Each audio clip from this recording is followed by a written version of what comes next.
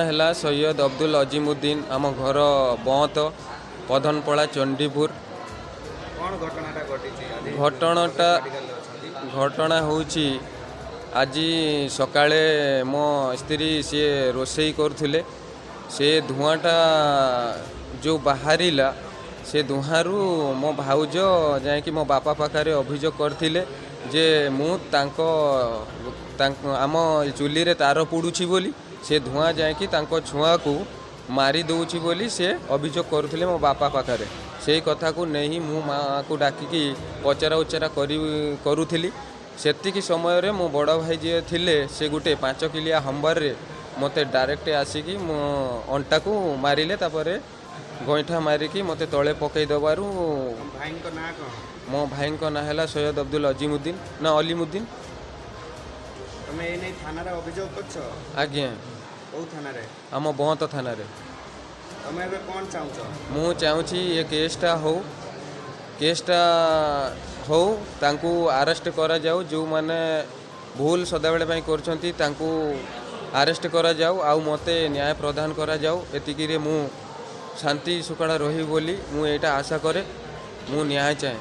आपण आशा करछंती बंद थाना रे आपन को न्याय मिलियो बोली? मते लागू नहीं काहे कि न से बंद थाना रे मु दीर्घ 5-6 तरे एतला देइथिली से एतला को ग्रहण करू नाहंती बंद आईआईसी सर से किछि पैसा घूस खाई कि सेठी राजनीति राजनेता पसी से माने बहुत रकम रो पॉलिटिक्स करी कि से माने सदाळे पय कंप्रोमाइज मोड को नेकी जाई कि कंप्रोमाइज करी दियंती। राजनेता कइलो तांको ना कोन कइले? से आम गाँव रे जड़े अच्छी जी आम गाँव रो मुखिया से हेले सैयद हाकिम तांको ना आम गाँव रो मुखिया से माने सदाळे पय ये कर दियंती तांको संगे लिंक रही से चाहूँगी जे एटी ये न रहू ये जगह छाड़ी एटी या विदा करिवो समस्ते मिसिकी मते चाहिए सेठू बाहर कर देवा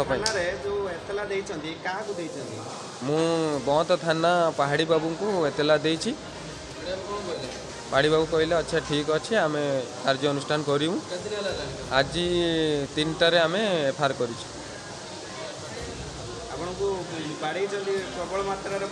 हाँ मते मारी बहुत बाड़े तले पकई देकी मते बाड़े कांथरे घुसड़े की मार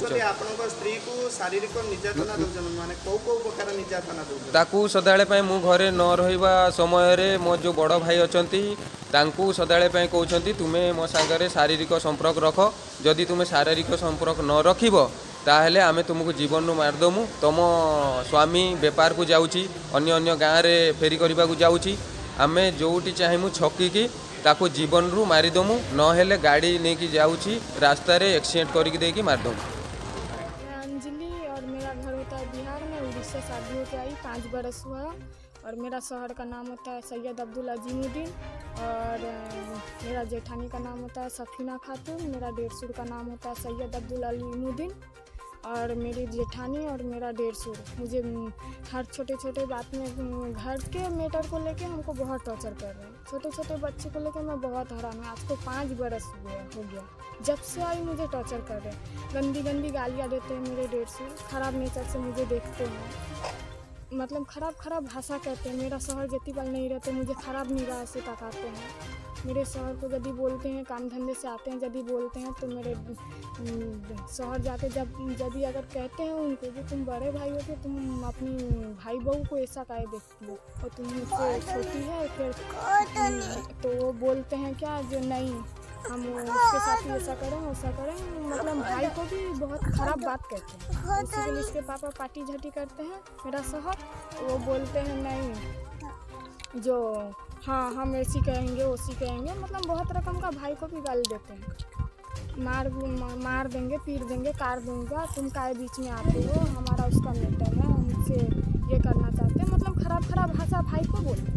भाई यदि बोलते हैं तो भाई को मारा पीटा हमारे शहर को बहुत मारा पीटा किए कल 2 बजे के टाइम में मारा पीटा करके हमारा कोई नहीं छोटे छोटे बच्चे को और मेरा 150 सैयद अब्दुल अलीमुद्दीन कल मारे हैं हमारे शहर को 2 बजे के टाइम में भद्रक मेडिकल में एडमिशन होके हैं और छिलाने लगा है हाथ पूरा छीन छाल के मतलब खून पूरा खराब कर दिए हैं और हथौड़ा लेके मेरा शहर के कुल्ले पे कमर के पीछे मारे हैं 2-3 हथौड़ा।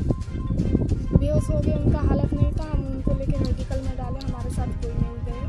और जब हम FIR लिख के दिए थाने में, तो थाने वाले बोले जो मेडिकल कागज़ ला के दो, तो मेडिकल कागज़ भी लेके दिए, तो थाने वाले कुछ नहीं सुन रहे हैं। उल्टा ये मेरा 150 रुपये मुझे गाली दे के कहता है मांगिया, खचड़ी, रंडी, बेसुआ, मतलब बहुत तरह का मुझे गाली देते हैं। जो मेरा पुलिस वाले मेरा बोटी उड़ा देंगे, काट के फेंक दूंगा। मेरा पुलिस वाला भी मेरा बाल बांका कर सकेगा, उसको मैं पैसा दे के पॉकेट में रखा हूँ, इसी करके मुझे बोलते हैं पॉकेट में रखा हूँ, बोतल पिला दूंगा, मेरा कोई बाल बांका कर सकेगा नहीं, पुलिस वाले बोलते हैं। पुलिस वाले को हाथ में हैंडल करके रखा है, ऐसी मुझे बोल रहा है। जो हमको इंसाफ चाहिए, हम क्या करें, हमारे छोटे छोटे बच्चे को लेकर बहुत हैरान हो गए। मेरा शहर मेडिकल में एकला पड़ा, कोई देखने वाले नहीं, हम कहाँ जाएंगे, आप लोग बोलिए। पुलिस वाले भी कुछ नहीं सुनते हैं। मैं बहुत हैरान हो रही हूँ छोटे बच्चे को लेके। मेरा देश में अकेली घर में रहती हूँ, लेडीज आदमी तो छोटे बच्चे को लेके मैं कहाँ जाऊँगी।